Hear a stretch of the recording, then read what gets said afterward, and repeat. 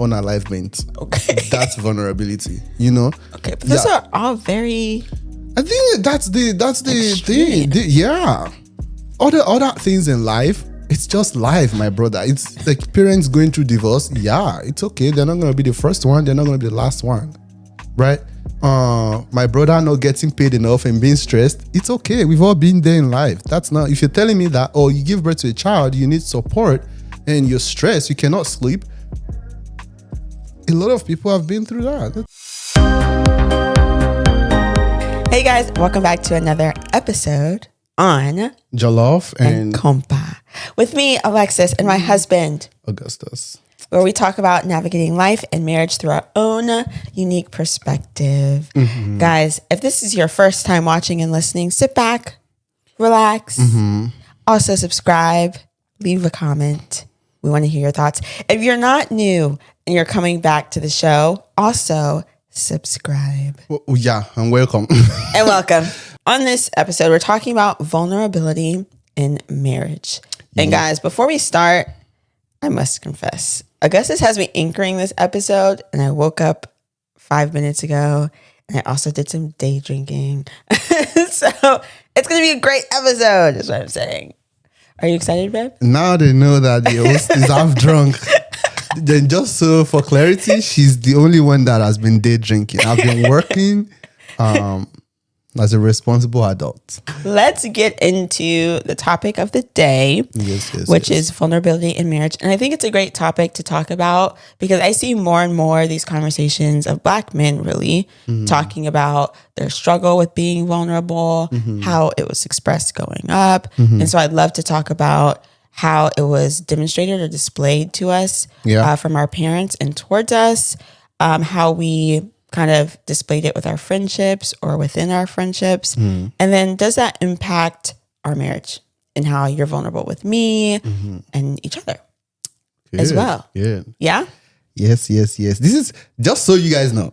What? This is Alexis gonna put me on a blast on this episode. I'm so excited. That's what's gonna happen. But it's okay. It's fine. It's fine. I swear to God. It's good for you.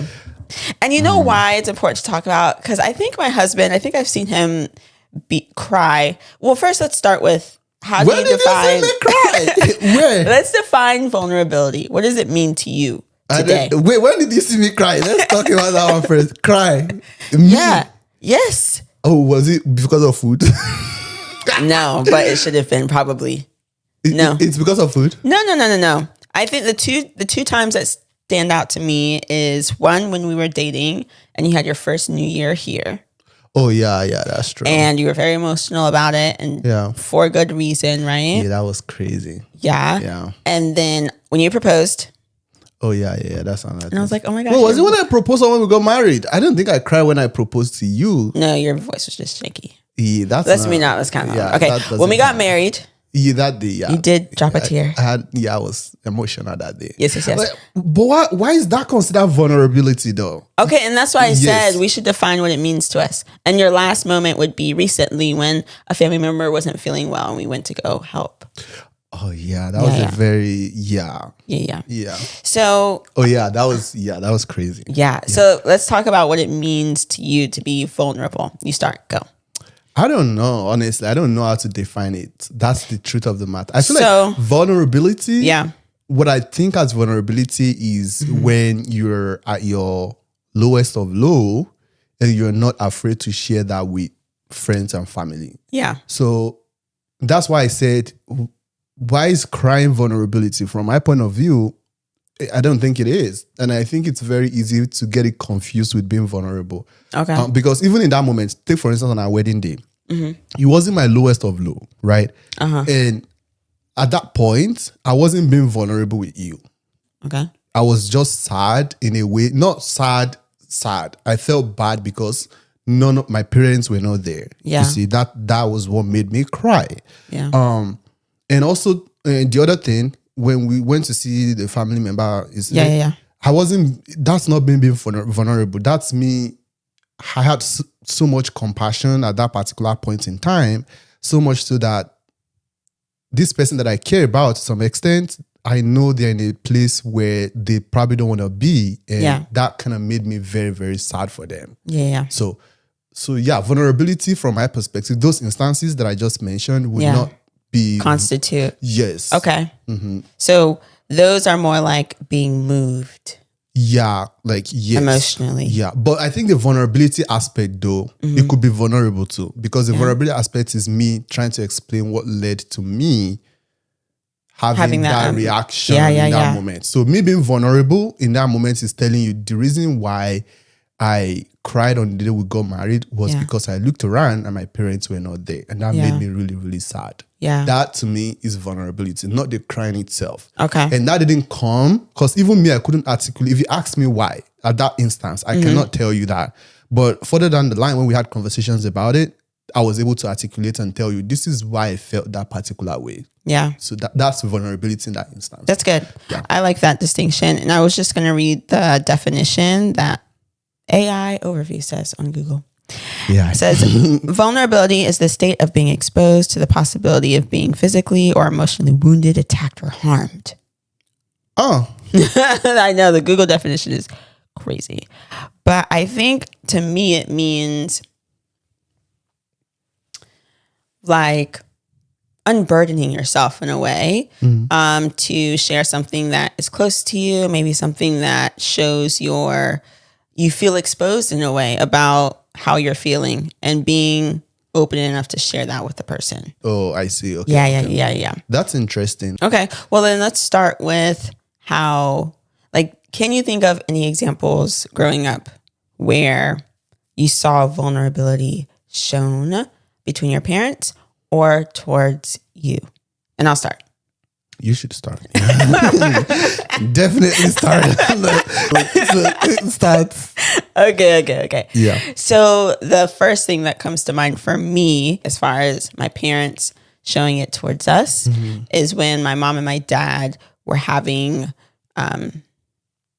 hardships in their marriage. Okay. And there was a period of time of separation, right? And so my mom, like, during that time, transparency was a thing. Normal. Okay. Right? So she would share what is going on and how she's feeling. She would share and show us her raw emotion. There's crying, right? So there was a lot of, to me, symbolized vulnerability in the sense that this is what's going on with me and your dad, and it's very difficult, and this is how it's impacting me, and I want you guys to know. Type of thing.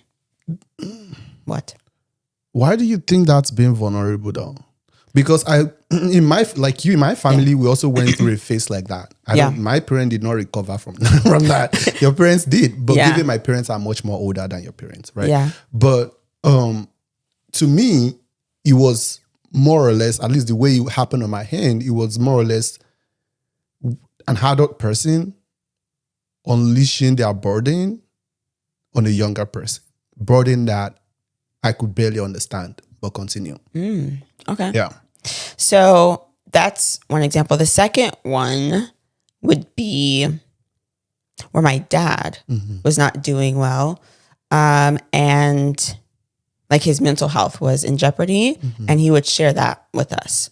Okay. And so that also that's huge. Demonstrates vulnerability, right? Because it's like, I'm not okay. Struggling in this department. Right? Yeah. And sharing that with the older ones, me and my two sisters after me. Yeah. So those two moments come to mind. And then as far as me sharing it with my parents, as eldest sibling, I think there's this expectation for you to be okay and to kind of have your stuff together all the time. Expectation from who though? I feel that. I think it's probably self-imposed. Okay, good. Yeah, self-imposed. And so one moment that I definitely think about is when it was high school and it was my senior year and dad was away and he had just told me that he wasn't able to come to my graduation and he was dealing with military stuff. Okay. And I remember that night I just like sobbed. You know, I think one night or one day you told me that I was sobbing.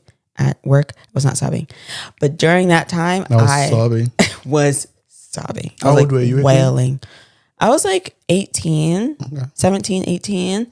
My mom had to come like console me because I was wailing. And for me, that's a vulnerable moment because I just completely did not care about being strong, did not care about maintaining this expectation of having everything together at that point in time, and was just really feeling what I was feeling and the sadness of not having my dad there, you know? So those are 3 quick things that immediately come to mind as far as how it was shown to me from my parents and then how I shared that with them. So anything come to mind for you? I think mine's a little bit different. On my hand, I think this is what I think as vulnerability in my parents' relationship. There were phases where the one that I can remember very well was when my dad had high issues. He still has issues with his high, but when he first started, now that's a high. It's rough because I wouldn't call it vulnerability on my dad's hand because I don't think he doesn't have any other option. But for a period of time before he got his surgery, he was practically blind. And they couldn't do the surgery for him when he needed it because he had to wait. I don't know, because they wanted the thing to like be big enough or something before they could do the surgery, right? So there was a moment where it was practically helpless. He couldn't do anything. And this is somebody that reads every single day, somebody that writes all the time. Yeah. So that being taken away, it's kind of was very difficult for him. Yeah. And he had to, at first, it was rough. Everybody in the house felt the fact that he could not see, could not read, could not write. Yeah. If you breathe too much next to him, he might think you're judging him. Not judging. He might say, "Oh wow, why are you squeezing your face?" I'm not squeezing my face. Oh, because I cannot see you. Something like that. Right? That was his guard at that particular point in time. Yeah. But eventually he came to an understanding that this is the new me for now. Yeah. And it was difficult for him to come to that understanding. But I think vulnerability is him adjusting eventually to a point where he admitted that, well, for now, I cannot see anything. I have to rely on every single person to kind of navigate that. And that includes like him going out, me following him to go out to wherever he wants to go to, me taking notes for him. Because even before that, he would try and write. His writing was not on the line. It was rough, right? So I think that it wasn't really vulnerable. At first, it was not vulnerability. But so when you say vulnerability, those are things that comes to mind where somebody... But you saw him as being in a vulnerable position. Eventually, yes. No. So see, that's the thing. When you say vulnerability, are you talking of the person being vulnerable with you, or you seeing that person in their vulnerable states? Because those are 2 different things. Yeah. From what you're describing, it sounds like the latter because he wasn't trying to be vulnerable. He eventually settled into that, right? Over time, he eventually embraced the fact that, well, this is all I have. And I have to work with these people that are around me. And I have to be honest and transparent and be vulnerable around them. You know, that's one thing. So that's one instance where it wasn't overly chaotic. At first, as expected, somebody with his sight lost his sight. You're not going to expect them to be happy and joyous. I would not be, at least until I embrace the fact. Yeah. But eventually settled in, and he got to a point where he would ask for help. Right. Yeah. Right. So that's a moment where I noticed that kind of vulnerability. Okay. The second one would be when they were good. My parents were not on the same page. Yeah. It was rough. I can write a whole textbook about it. Okay. Yeah. And it goes back to what I was saying at that point in time. It was me seeing them. They were not being vulnerable with me. They weren't sharing what was going on. They were unloading their burden. No, they were unloading their burden on me. By how? By telling me what was going on. So it's 2 different things. That's what I was saying earlier on. 2 different things. The first, if somebody is sitting you down and telling you that this is what's happening, this is what's happening, this is what's happening. Yeah. And that's all you hear from side A. And then on the other side, that's all you hear from side B. you cannot do anything about it. There's nothing you can do within your capability to help fix the situation. The only thing that conversation has done for you is now you have to go about your day thinking about how unsettled things are at home, how your parents are going through a rough time, and you cannot do anything about it. But are you thinking about it from how it's impacting you, or the position that the person has to be in to share the information? But it's clearly obvious that something is wrong. I see what you're saying. You're saying it must have taken a bit of vulnerability on their hand to have that conversation with their child. Right. Maybe that's a good way to see it. At that point, even up to now, I didn't see that way. Because I knew you guys were not on the same page. Yeah. What I don't want to do is listen to you for 2 hours, and then when I'm done, B calls me and says, sit down and talk to me for another 2 hours. And now I have to walk around the whole world. Yeah. Carry your problem. Yeah. You know what I'm saying? Yeah. Because it's so much worse to the point when they decided to go their separate ways. I was happy for both of them. Yeah. I was like, yeah, it's okay. Yeah.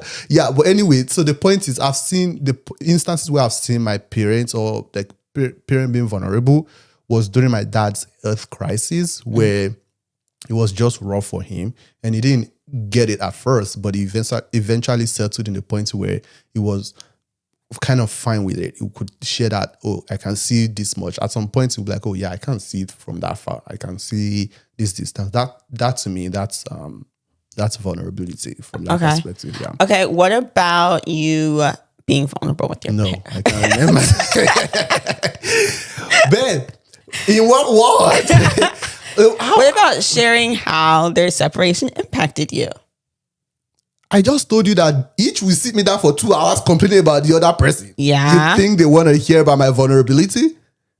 Yeah. No, they do not, Alexis. The only time where that stopped was when I grew up to a point where I said, hey, let us all relax. I don't want to hear about B from you. When I talk to you, I'm talking to you as my mother, and I don't want to hear about my father from you. When I talk to you, I'm talking to you as my father to son. I don't want to hear about my mother from you. Capiche? Oh, good. That was what fixed it. So you think I want to sit those down and talk to them about, oh, yeah, you guys fighting is affecting me. Yeah. They say, first of all, forget that nonsense. When I met your mother in 1989. That's very interesting. No, it's true. So I don't think there is an opportunity for that to be in an African household. I don't think. Let's talk about that. It's true though. Yeah. If you're watching this and you grew up in my kind of household, I don't think there's an opportunity to be vulnerable. I'm trying to think. Like, I don't want to sound ungrateful or something, but I don't think. Maybe it was shown in a different way. Maybe I just need to think about it from a different perspective. Okay. No. And I'm serious. I don't think I was ever at that point where I think if you try to show vulnerability, what ends up being the issue is they see it as an excuse or you being, and that reminds me. Do you think vulnerability is seen as weakness in any way? It's not even seen as anything. It's just not registered. It's just not. The word does not exist in my... And I think I carry the touch of that toxicity. I remember one time when I was on my brother's tail because I needed him to lock him. Yeah. And he was trying to tell me that he's going through a lot. I say, wow, you think you're going through a lot? I'm going through a lot in life too. Yeah. I don't think did I tell you about that? Yes. But also it was wayward a little bit. He watches this thing, so he knows what I'm talking about.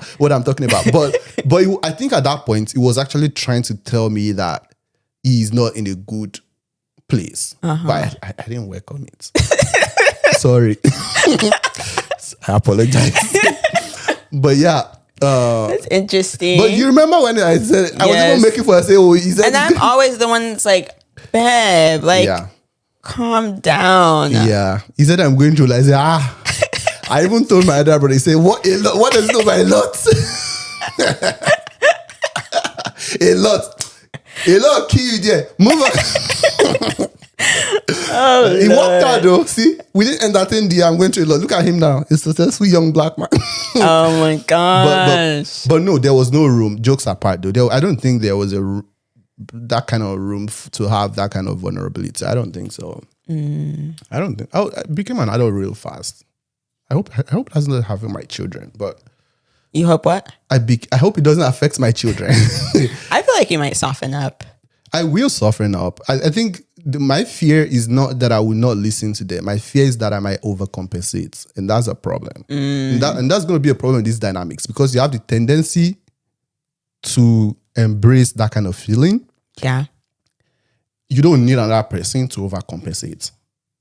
You get what I'm saying? We need another person to be able to, be normal a little bit.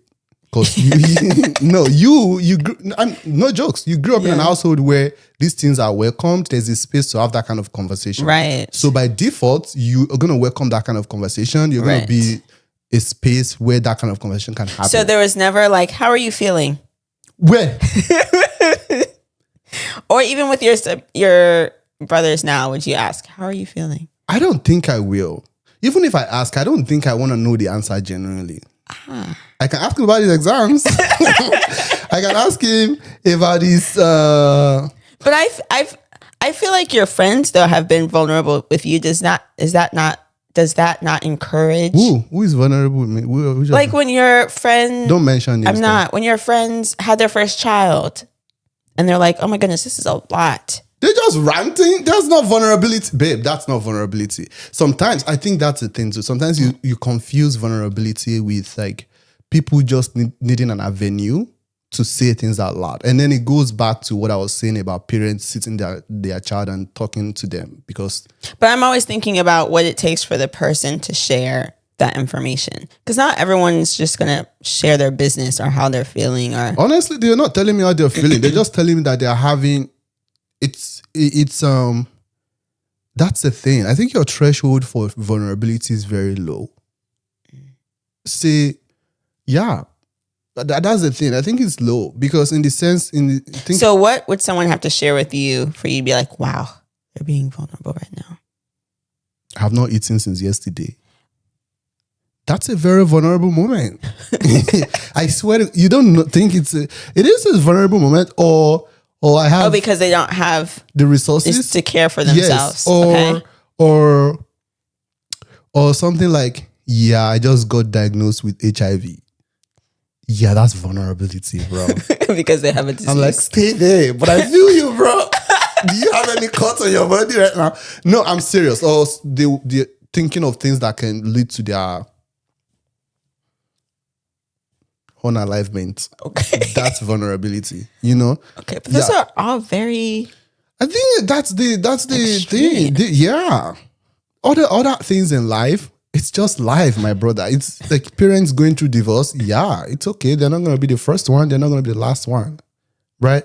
My brother not getting paid enough and being stressed. It's okay. We've all been there in life. That's not... If you're telling me that, you give birth to a child, you need support and you're stressed, you cannot sleep. A lot of people have been through that. That's telling me I think you should make it more of a personal. You should make it more personal to the person of what they're sharing, because you're saying, "Oh, people have been through that, and that's okay." And so, what you're sharing with me is not. What are they telling me for? So that's the thing, right? Mm-hmm. It's not their lowest. Maybe it goes back to my definition of what vulnerability means. So, from my perspective, let me give you an example of you being vulnerable. Yeah. And you're going to see the difference in the way that I react. Okay. We were in Charlotte a couple of years ago. And about my job? Yes. I was going to bring this up. Yes. That is because you had a job, you didn't like that job. And I hated that job. You hated the job. And you've applied everywhere. And finally you got this very nice job. I had a ray of hope. Yes. You had a job, you didn't like that job. I mentioned the company? I hated that job. You can if you want to. Guys, I applied for Fidelity and I was so excited. Nice I had a ray of hope. I got an offer. Yeah. And everything. It was nice. It was nice. Yes.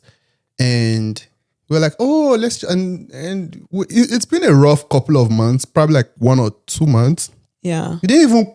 You resigned from your job before you finished the background check because you hated that job so much, right? Yeah, that's true. Okay. So you left the job and we're like, we're going to go, before you start the new job, we're going to go for go to Charlotte. Yeah, we just did like a weekend trip. Yeah. You were doing your background thing. It was going on. Yeah. And while we were on that trip, I think a day before we come back home, they rescinded the offer.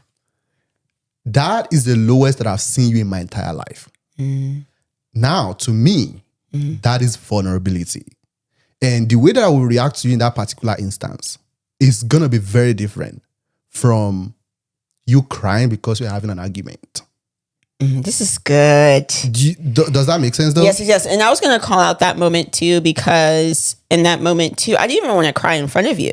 You were just low. I was low. I also was like, I felt ashamed because it's like, wow, like I don't have a job. I'm jobless.